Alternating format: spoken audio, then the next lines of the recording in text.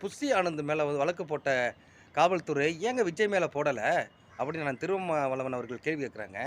இன்னொரு விஷயங்க, சிஎம் சார்ன்னு சொல்லி அவர் வந்து பல விஷயங்கள் எதுக்குற மாரியே இன்னும் பேசுறாரு. அப்ப காவல்துறை ஏன் பயப்படுதா? இல்ல என்ன விஷயம்? ஏன் வந்து நடவடிக்கை எடுக்க மறுக்கிறது? ஒருவேளை வந்து இந்த அரசுக்கும், விஜய்க்கும் அண்டர் கவுண்டிங் எதுவும் இருக்கா? அப்படின்னு அண்ணன் வந்து ஒரு கருத்த பதிவு பண்றாரு. எனக்கு ஒண்ணும் புரியல. ஏன் இப்படிலாம் நடக்குது அப்படின்னா, விஜய வந்து கைது பண்றதுக்கு ஒரு முடிவுக்கு வந்துட்டாங்க போல இருக்கு. இத நேரடியா வந்து நேரா கைதுன்னு போனாக்கா, இப்ப சட்ட ஒழுங்கு பல பிரச்சனைகள் வருங்கிறதுனால, கொஞ்சம் கொஞ்சமா ஒவ்வொருத்தர் மூலமா சொல்லி, சொல்லி, சொல்லி பரவி அந்த இடத்துக்கு வந்துருவாங்க.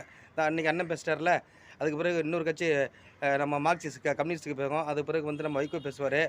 அதுக்கப்புறம் இந்த இவங்கலாம் பேசிட்டாங்க. நம்ம அமீர்லாம் பேசிட்டாரு.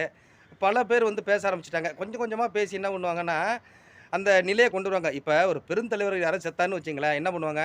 உடனே சொல்ல மாட்டாங்க. அத இப்பதாங்க ஐசியூல இருக்கிறாரு, கவலைக்கிடத்துல இருக்கிறாரு அப்படின்னு சொல்லி ஒரு 4, 5 நாள் அப்படியே தள்ளி தள்ளி போட்டு அப்புறம் தான் அவங்க அறிவிப்பாங்க. ஏன்னா ஒரு பதட்ட நிலை நீடிக்கும் அப்படிங்கிறதுக்காக.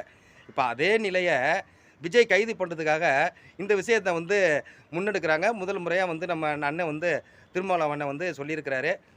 ஆனா ஒரு விஷயம் தான், கைது பண்ற தப்பு இல்ல. என்ன பொறுத்தவர 41 உயிர் போயிருக்கு. விஜய கைது பண்றதுல தவறு கிடையாது. ஆனா ஒரு நாடகத்த வந்து கட்டமைச்சு ஏன் இந்த மாரி ஒரு சூழ்ச்சியெல்லாம்? நீங்க நேரடியா ஒரு தவறு நடந்திருக்குன்னா, அது ஆக்ஷன் எடுக்கலாம். அதுல என்ன இருக்குது? யாரும் கேட்க போறதில்ல. ஆனா, நீங்க வந்து பயமுறுத்தியோ, பணிய வச்சியோ, இதன் மூலமா விஜயோட அந்த அ தேர்தல் பரப்புரைய நிறுத்திடலாம்னோ, இல்ல அடுத்த கட்ட நகர தடுத்துடலாம்னோ நெனைக்கிறீங்கல்ல, அது தவறு. இன்னும் வீரியமாக அவர் களமாட இருக்கிறாரு. அவரு அவரு ஏன்னா, நீங்க ஒரு விஷயம் நல்லா புரிஞ்சுக்கணும். எதிரிய எதிரியா சந்திக்கணுங்க. அவர எப்படி வீழ்த்தணுங்கிற ஒரு துரோகச் செயல்ல வந்து ஈடுபட்டா, அரசாங்கத்தில அது பல பேருடைய மனச புண்படுத்தும். ஏன்னா, இந்த சமுதாயத்தில மக்களுக்கு அனைவருக்கும் தெளிவா இன்னைக்கு என்ன நடக்குதுன்னு எல்லாருக்கும் தெரியுது. அப்படி தெரியிற போது, நீங்க நெனைக்கிற ஒரு விஷயம் நடந்துரும்னு எப்படி என்னைய நம்புறீங்கன்னு எனக்கு தெரியல. ஆனா ஒரு விஷயம், தெரிஞ்சோ தெரியாமையோ விஜய்க்கு ஆதரவு பெருகிக் கொண்டே இருக்கிறதுங்கிறத நீங்க மறந்துறாதீங்க.